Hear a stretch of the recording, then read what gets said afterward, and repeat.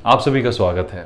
कल कुछ important updates हैं जो न्यूज़ में आए थे, आपने सुने भी होंगे और कमेंट सेक्शन पे भी हम लोग नोटिस कर रहे हैं कि आप लोगों के क्वेश्चंस हैं उसको लेके। बेसिकली वो एक it's a kind of a deal जो यूके और इंडियन गवर्नमेंट के बीच में हुई है, जिसमें 3000 इंडियंस को यूके में काम करना, रहना, नेशनैलिटी लेना, ये सब अलाउ किया जाएगा इस पर्टिकुलर स्कीम के अंतर्गत। तो वहाँ पे इंडियन कम्युनिटी काफ़ी स्ट्रॉन्ग है, बहुत ज़्यादा नंबर्स में है यूके के अंदर।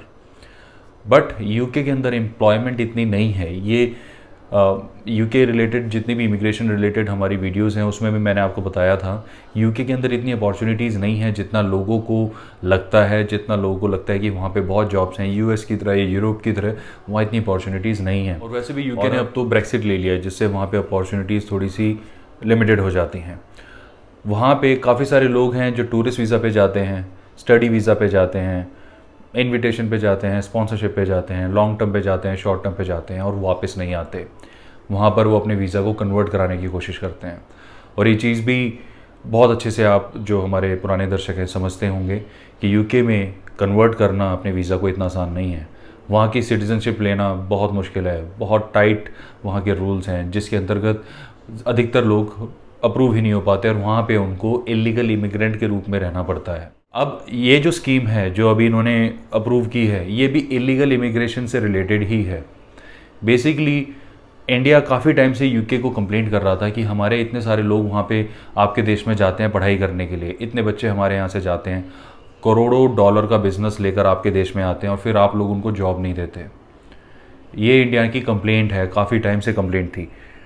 और यूके ठीक है, दे वर ट्राइंग कि हम कोशिश कर रहे हैं, ये है वो है, बट अब यूके ने बोला देखिए जी हमसे तो इतनी जॉब्स हो पा रही हैं, इससे ज़्यादा हमसे हो नहीं पा रहा है।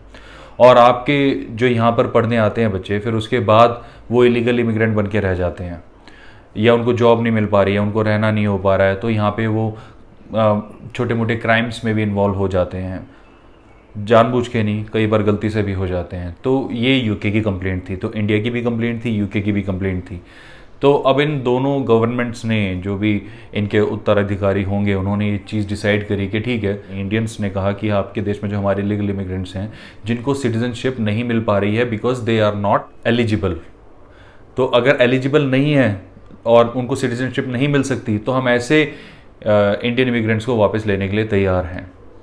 ठीक है, अब इसमें ये बहुत बड़ा वर्ड है एलिजिबल। अब एलिजिबिलिटी का क्या क्राइटेरिया है वो जो इस ट्रैवल ट्रेड में, इमिग्रेशन ट्रेड में, वीज़ा ट्रेड में लोग हैं अच्छे से समझते हैं। यूके के अंदर इतनी आसानी से एलिजिबिलिटी नहीं मिलती है। तो कहने का मतलब ये है कि जिसका भी वहाँ पे नेशनैलिटी अप्रूव नहीं हो पा रहा है, वीज़ा कन्वर्ट नहीं हो पा रहा है, उसको वापस आना पड़ेगा। वो इलीगल इमिग्रेंट बन के नहीं रह सकता as per this particular pact.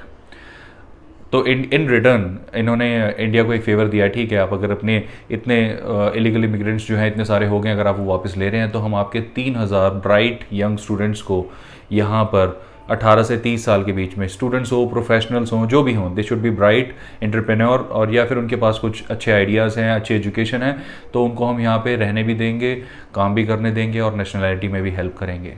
तो 3000 जो आप कमेंट्स में लिख रहे हैं कि 3000 अलाउ कर रहे हैं, इसको एक्सप्लेन कीजिए। तो यहाँ पर ये है इसका मतलब।